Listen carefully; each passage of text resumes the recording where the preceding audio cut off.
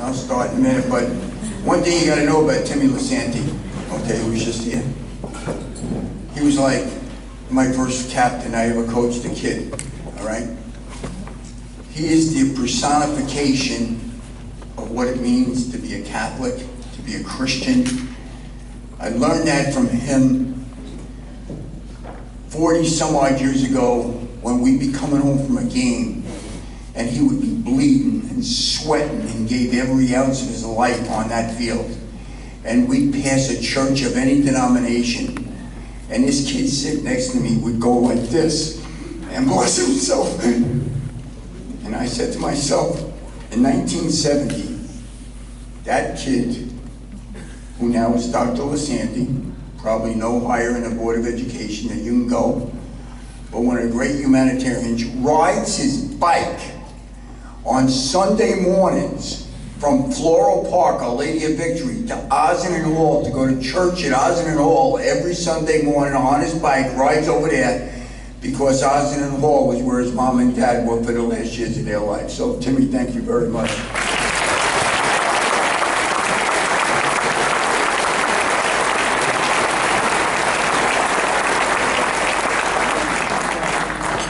He said he was maybe because I was young then, he was my favorite old-time student.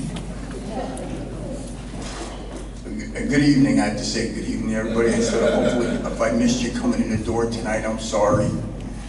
I'm just blown away. Laura, wherever you are, where's Laura G? I'm taking my phone out now. If you text me in the middle while I'm talking and tell me, Dad, that's enough, that's it.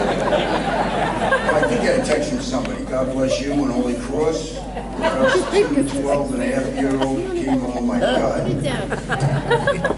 Well, as I said, good evening, everybody. You know, I thought my kids had big weddings. What'd you got, 280, Joe? Sarah at 280. Laura was banking almost 300, right, Laura? Close to that? Well, the old man beat the hell out of Laura.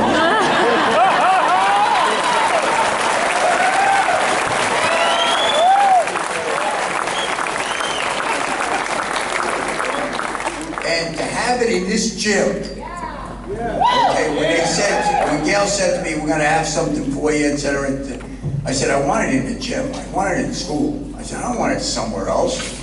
I said, because I don't know anywhere else. I only know this place.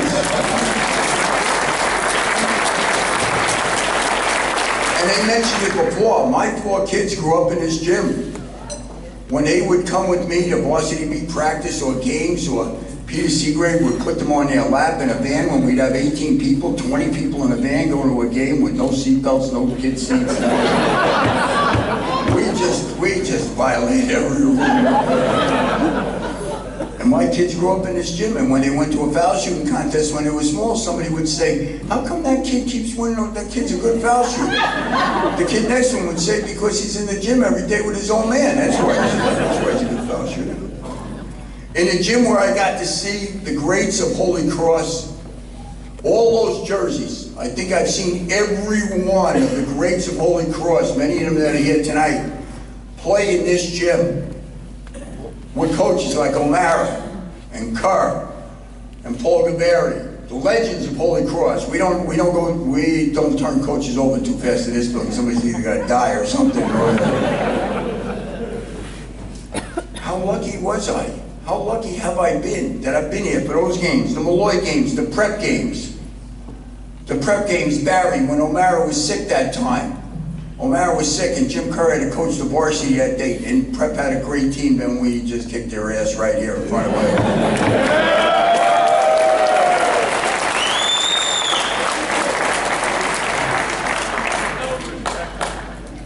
To all of the alumni that came tonight,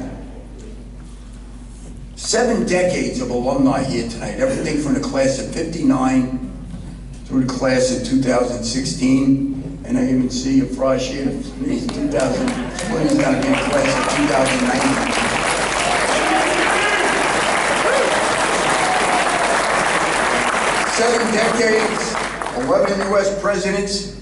But always remember one thing, and I've said this over the years, It's welcome home to your school. This is not my school.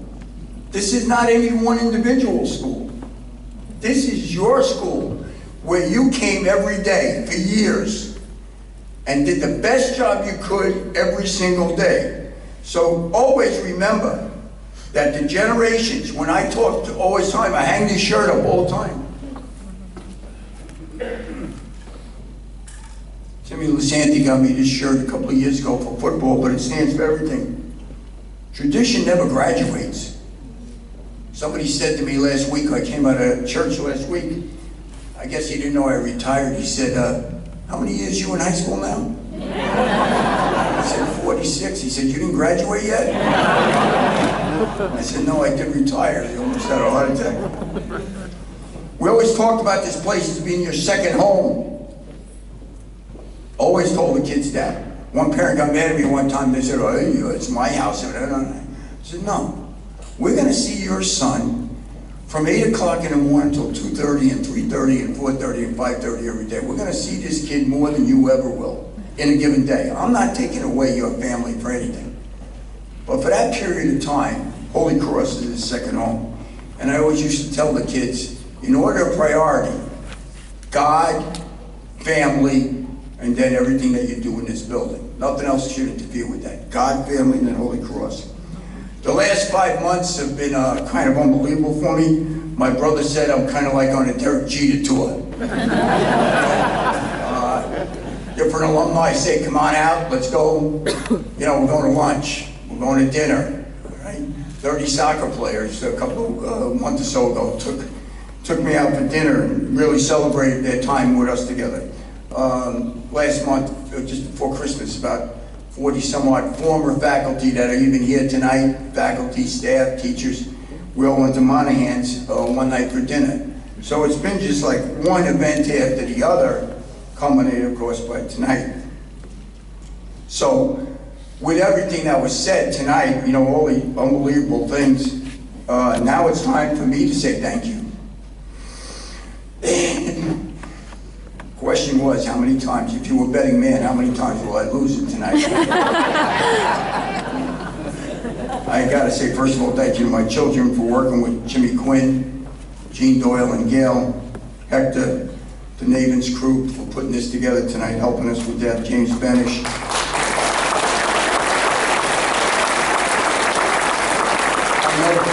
I know my son thanked all these people before, but I need to do it. Gilberto and Walter and Jacinto to find his 3 custodians in the world. Timmy Gaveri and Ron Maloff helping with the set up the microphones and everything, so we'd have everything working good today. Listen, 55 years ago, where's Tommy Burke and Billy Mahoney? They're here, right? My classmates. 55 years ago, this January 1961, this almost 13-year-old little fat kid from St. Anne's in Flushing got accepted at Holy Cross High School 55 years ago.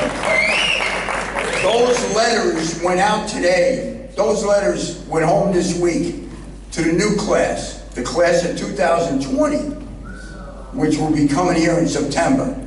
And I remember when that letter went home, what it meant. Just think about that, 55 years ago. JFK had just been inaugurated.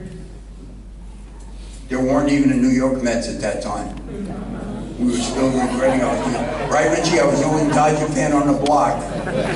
Okay, still crying at the Dodgers that left. And as I said to a kid that I interviewed just before I retired, and I looked up and I said, I graduated here 50 years ago. The kid looked at me and he looked at me like this, and I said, your parents weren't even born yet when I said, that makes me very old. You know, my father wanted me to go to Monte Cristi. Monte Cristi was the diocesan school in Astoria. And my cousin and his family lived in Astoria. My father wanted me to go there because it was $15 a month, $150 for the year. Oh, Rosie, my mother wanted me to go to Holy Cross. It was $30 a month or $300 a year, and the old man looked at the $15 difference, and he lost that argument right away. In fact, I probably wound up here because my best friend on the block growing up, Richie David, was a freshman here already that year. He came home with his Holy Cross stuff on, and that set the image for me to what I would want to do going forward. You know, my parents had very little education. It's amazing that that you guys got me this trip to Italy, okay? When I was a junior in high school, my father wanted me to go back to the old country. Doc Scalero was running a trip, 3 weeks in Italy for like $600 or something like that. I'll get to Doc in a minute. And my father wanted me to go because he had never gone back to he had never been to the old country. And of course, how stupid I was. I'm 15 years old, whatever it is, and I don't want to leave the hood. You know, I don't want to leave the park. I don't want to not play basketball with you and everybody else. And I didn't go. Well, 50 some odd years later, I still didn't go. And I will go now, thanks to the generosity of everybody. And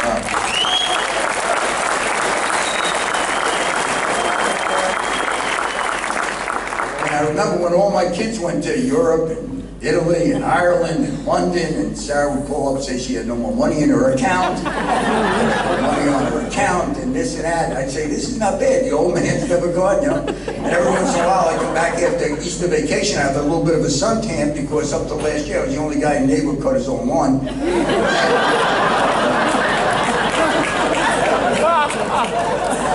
Last year, I banged my bald head so many times, my kid said to me, that's enough of that, they paid for the landscape. But I never got there, and I say, listen, my kids all had the opportunity, and thank God they all were able to see the countries and visit the other side of the world.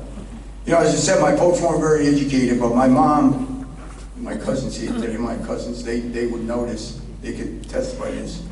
She had a master's degree in God and family, in that particular order, God and then family. My father, I don't know about the masters in God of my father, but my father had his PhD in hard work. That's the only thing the old man knew.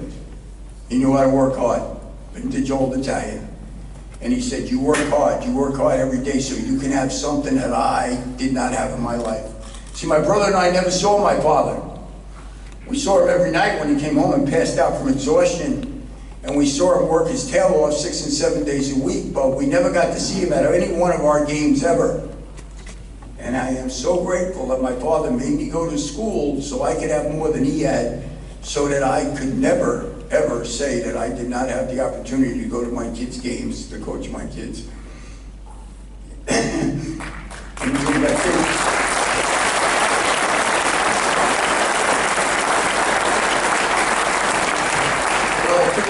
Years later, you know, when you're a freshman walking around Holy Cross and you're the legends of Bobby McIntyre and this one, that one, and you're just this little tiny kid, you never dream in your wildest life that 55 years later is where you would be.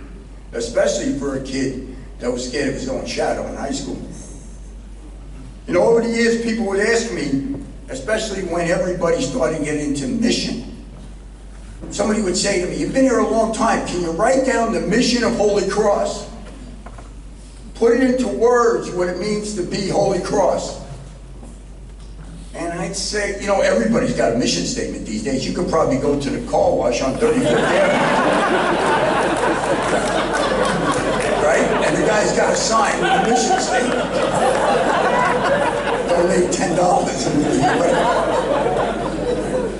I always said, I could really not answer that question and put it in writing because of the fact that I always said I learned the mission of Holy Cross from the people sitting at that table right there, from the congregation of Holy Cross, that when I walked in the door, the presence of the religious community, of this specific Holy Cross community, they didn't say it, they didn't preach it to you every day, they just did it every day. And everything you saw, whether it be Brother Renatus or JJ or Brother Joseph McDonald was here tonight. Brother Joseph was my Spanish teacher when John F. Kennedy was killed. I'll never forget that day. Brother Rob McMahon, Brother Francis Ellis, who to this day I'm still scared of, man. Because I still can't figure out if he's teasing me or if he's joking with me or if he's really mad at me. Brother Bernard, Brother Edward Boyer, Brother Francis Jerome, the list is endless. They were the image of what Holy Cross was supposed to be like. They taught us the mission by their example. And even in the lay community, a guy like Dr. Frank Levenis, who was still a professor at St. John's, he taught me a love of history, which eventually became a subject that I loved even more, but it really started in his class.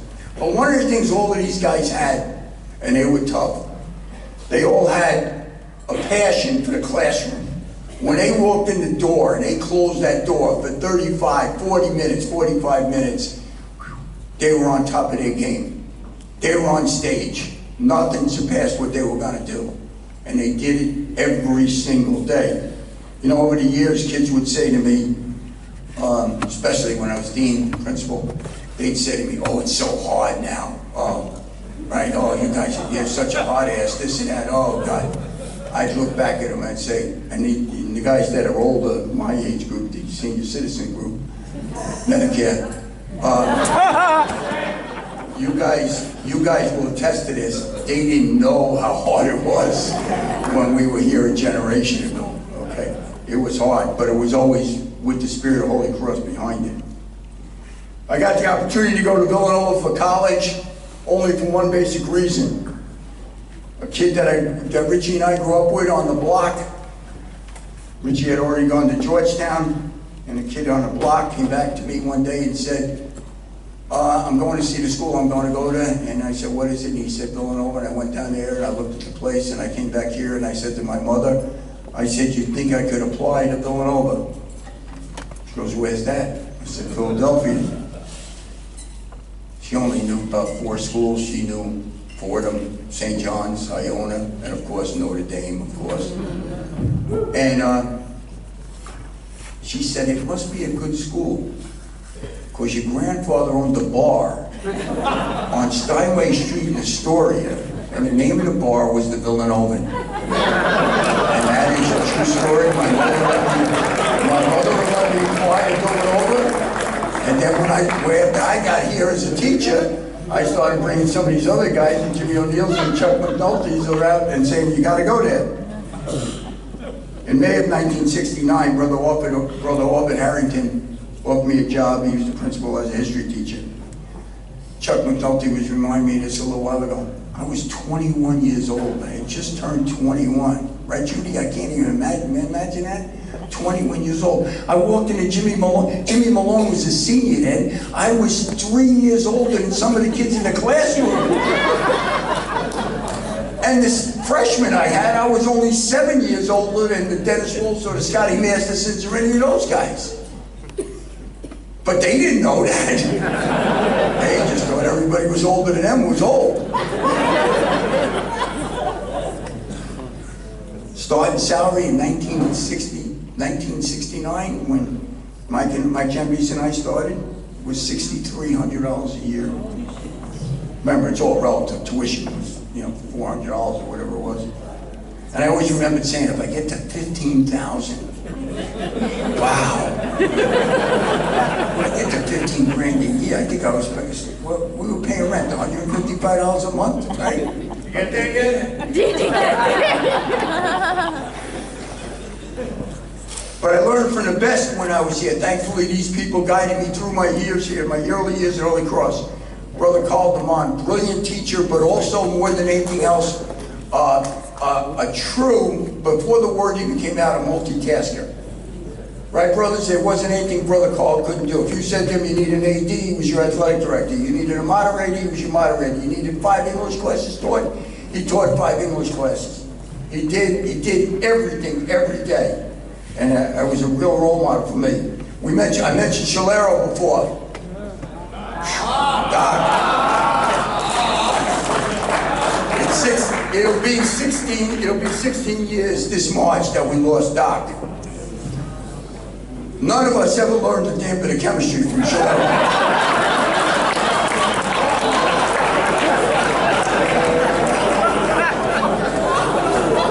I remember looking at his file one time. time as principal, and his file was like doing this thick.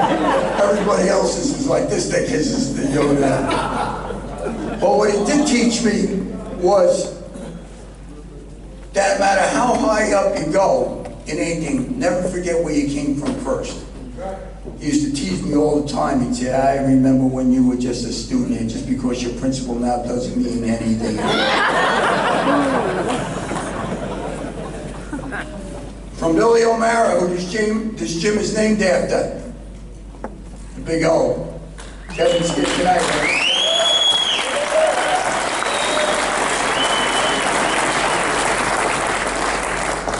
He taught me one of the great lessons I ever learned, which was how hard it is to cut a kid. Because in 1977, for the 76-77 season, right around then, he cut his own son, Paulie O'Mara, from the varsity 18 as a junior. And he had to go home and face his wife, lovely wife Nancy, that night. And Paulie had gotten home earlier and told his mother he got cut. And Nancy said, he looked at Nancy and he said, do me a favor, don't even say a word. I just had to do the toughest thing in the world. I had to cut my own son. But I promise you I won't cut him next year. And he didn't.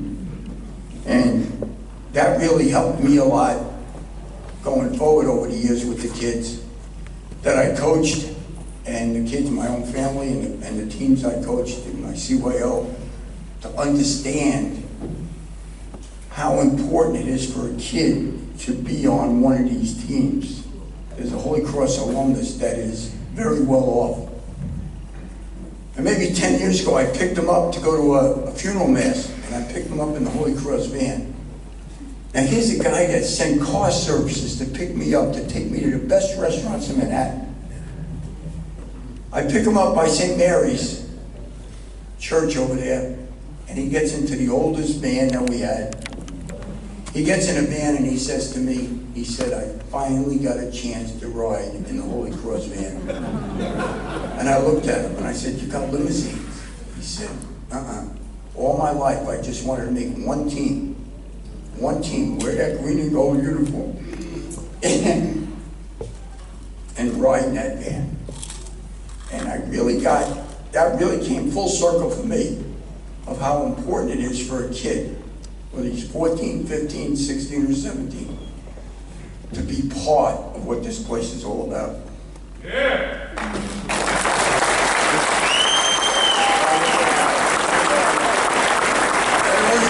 It was the Big O who gave me the chance to coach